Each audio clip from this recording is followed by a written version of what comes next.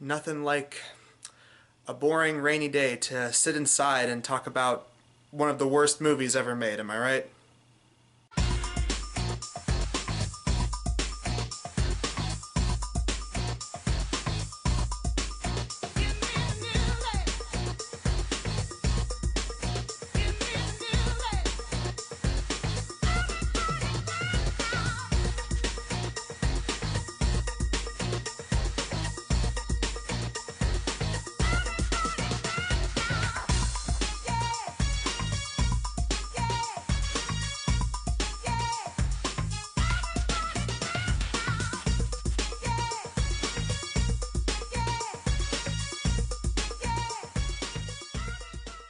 How's it going, everybody? I'm Adam Sykes, and welcome back once again to another episode of the Blockbusters show. And oh my god, today this was unexpected. So I kicked around some movies that I could look at, and I stumbled across a movie that has been considered one of the worst movies ever made. And it kind of lived up to the title. If you can't tell from the title of this review, it's The Adventures of Pluto Nash. Oh god, what a hell of a movie this was. So the movie stars Eddie Murphy, and this, I don't know if this was technically the beginning of the end. Some people say it was sort of the beginning of Eddie Murphy's career's downfall. Some people say it was Beverly Hills Cop 3, which I thought was entertaining. It wasn't great, it wasn't like the first two, but it was moderately interesting at least. This movie, I think, was sort of the beginning of the token Eddie Murphy is movies, and ever since then, like Norbit, that was atrocious, am I right? Now, I looked this movie up on IMDb, where it was listed as one of the worst movies, the top 100 worst movies ever made. It's one of them. And the poster, man, the poster makes the movie look so much more interesting than it actually is. It has a picture of Eddie Murphy in a spacesuit against a starry, space-like background, and just The Adventures of Pluto Nash. Okay. Alright, so it's a sci-fi comedy. Okay, so Eddie Murphy's like an astronaut, and then I found out that the movie takes place in the future, so it's like, okay, so what can you possibly do? Eddie Murphy he's in the future and it's in space. Okay. Oh god, did they botch that premise up? Eddie Murphy plays a bar manager because apparently in the future, I don't really think they say what year it is, but Eddie Murphy owns a bar in space, on the moon specifically. So like society has moved to the moon. Apparently Earth got so crappy. It's kind of like WALL-E, except, not as good. Everyone goes to the moon, and I don't know, there's robots, there's not, you know what, for a movie, here's the biggest complaint with the movie. I'm gonna get right out the gate. The biggest problem with this movie is that despite taking place in the future and in space, there's not a lot of sci-fi elements. I mean, yes, you got laser guns, you got robots, that's about it. There's not a lot of people in like Star Wars makeup or anything like that. There's like not a lot of aliens in it. It's just, oh lord. So Eddie Murphy is like an drug smuggler. He's an ex-criminal. He went to prison. That's what we need to know. He was tied up with the mafia. 7 years down the road, he creates his own bar on the moon.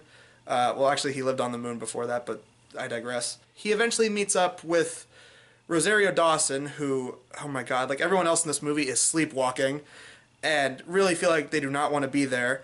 But basically, she's the daughter of someone that Eddie Murphy's character, Pluto, apparently worked with. So they have kind of a vague connection to each other. Obviously, they're going to get together or something by the end of the movie. Eddie Murphy's character also has a robot bodyguard played by Randy Quaid, who, my god, he is hamming it up in this movie. I'm sorry, you know what, Randy Quaid, you may have done some really crap movies by the end of your career, like you were part of the Rocky and Bullwinkle movie, and you were also part of Christmas Vacation 2. I heard that was horrible. Yeah, I'm sorry. He's a robot. He sputters a lot, he moves around robotically, he moves slow, he's in like a model .43 or whatever. It's some stupid jokes like that. He hits on a robot maid that Pluto Nash has in his like secret moon base or whatever. That was not that funny. So Pluto and friends are trying to dodge these hitmen because there's someone who's out to try and kill Pluto Nash. They keep going to all these different people. It's basically a mystery movie, which that's another problem with the movie, is that despite being set in the future, you could have set this movie in I don't know, the 50s and given people, instead of laser guns, regular guns, and it really wouldn't have changed much. Like, I really don't understand why this needed to be in the future. There's really no reason for it, aside from probably the only plot point that is the dumbest twist ending I've ever seen since an M. Night Shyamalan movie. And trust me, we'll get to it later. It's really stupid.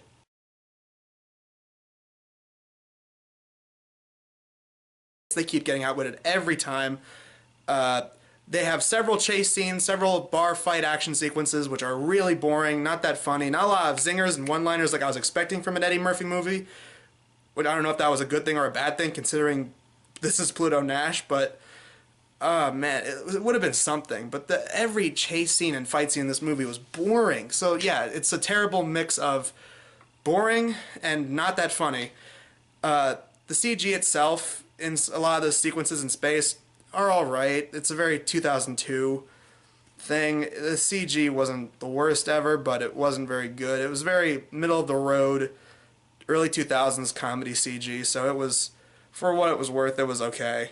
So blah blah blah, they keep running around. There's one part where they go to the secret moon base. That gets blown up by the bad guys. They have a little chase sequence again. They end up having to walk through the moon, but their oxygen tanks or whatever are about to go out. They pass out on the moon before they inevitably would have died. Randy Quaid robot picks them up, but he passes out because his battery dies. But then Luis Guzman, who is passing by, saves them, and he's a really big fan of Pluto Nash's work. And so he pretty much nurses them back to health in his space car, and he's able to kickstart Randy Quaid bot by using his car battery. So yeah, thank you, Luis Guzman, you saved us. I would be more angry at Luis Guzman, same with Randy Quaid, but you know what, at this point, I've seen Luis Guzman in Dumb and Dumberer, When Harry Met Lloyd, as well as Old Dogs with John Travolta and Robin Williams, and those movies were terrible. So yeah, Luis Guzman, I'm kind of expecting you to be in bad movies, as much as I like him. Although, there's another actor that popped up, which I was really sorry about this one. I mean, Randy Quaid, Luis Guzman, they're usually in some bad movies, and I can usually give them passes most of the time.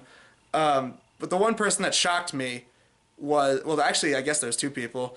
One was the dad from Everybody Loves Raymond, who plays an ex-cop that's Pluto's friend. He gets killed off, and that was, I am so sorry. It was sad to see that character go, because I like Everybody Loves Raymond, and to see that guy die was kind of like, oh no. And the other actor is John Cleese, who is a autopilot for a for a space car that they hijack, and yeah, it's when the bad guys are raiding. They chase them for a little bit and then blow up their moon base that they're in, and as well as the car. And so yeah, sorry, John Cleese. I'm really sorry that you were in this one. I have everyone that I'm sorry about. I'm sorry, John Cleese, that you were in this. So blah blah blah. You know, it's boring chases, boring action sequences, not that funny humor. Blah blah blah. The movie eventually comes to its epic climax in this big casino place, and they establish earlier on in the movie that the person that might be like a lead to all of this is evil businessman played by Alec Baldwin.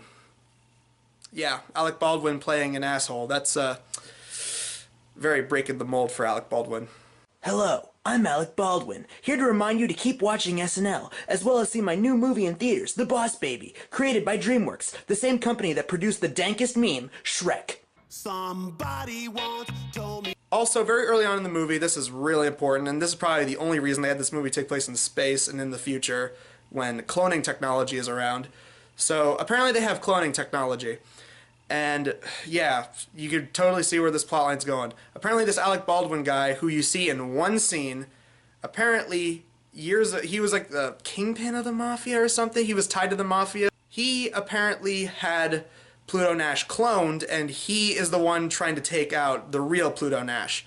The fake evil Pluto Nash has a name like Rex something, I forget. And really, that's the twist. That's the big twist. That the villain is the same as the hero, except not really, because he's an evil clone, and oh my god. I don't know if I should say this is a cliched plotline or not, because I feel like the whole "it was your evil clone" is kind of a cliche in stories, but at the same time, I can't really recall a lot of movies that I've seen anyway that have done that. So blah blah blah, they kill off the evil one after another lame fight scene that has no humor. He gets killed off by being pushed out of a window and he falls on a crap table. And then everything's happy. They rebuild the Pluto Nash bar, which was destroyed by the goons at the beginning of the movie. Everyone's happy. Rosario Dawson becomes a singer at the bar. Randy Quaidbot gets an upgrade. I don't know. So everyone's happy. That's the point. The movie's over. Thank God. As you can tell from my explanation of this film in this review, I wouldn't say this is... No, this is one of the worst movies ever made. It was also a very big box office bomb, so yeah, they didn't really make a lot of money on this. They couldn't turn this into a franchise, which thank God, because I could easily see them making sequels of this. Yeah, I really can't think of anything else to say. It's not that funny. The CG is mediocre at best. Better than Birdemic. It's better. The effects were better than Birdemic, which I know that's kind of like low-hanging fruit here because that was like all the way back from season 1 when we did that. But yeah, so the effects are better than Birdemic. It's just boring. That's the movie's problem. It's just boring. It feels like they had two different concepts of Eddie Murphy in space and Eddie Murphy in like a noir like action comedy, and they were like decided that they wanted to put those two premises together and they didn't mesh well. That's the biggest problem with the film. It's a bad movie. It's a terrible movie. Worst movie I've ever seen. Not gonna go that far. I've seen a lot worse.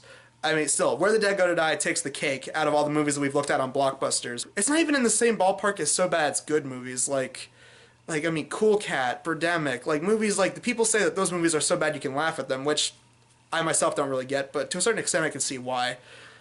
But this one is just bad. It's not entertainingly kind of bad, which, you know, I would have been perfectly fine if it was, but it's not. And that's the biggest disappointment about it. So, to end this review off, I want to end with a quote from the movie, and that is one of the henchmen, after blowing up the moon base that Pluto Nash and friends are at, one of the henchmen says, "Can we go home now?" I think that pretty much sums up the movie. Everyone involved probably just, at the end of the day, wanted to go home so that they can get the hell as far away from working on Pluto Nash. I think that sums it up. So, yeah, I'm Adam Sykes, and yeah, this has been the Blockbusters. Tune in for another episode, guys, where we'll look at yet another terrible movie. So, yeah, we'll see you next time, guys. Bye. Bomb,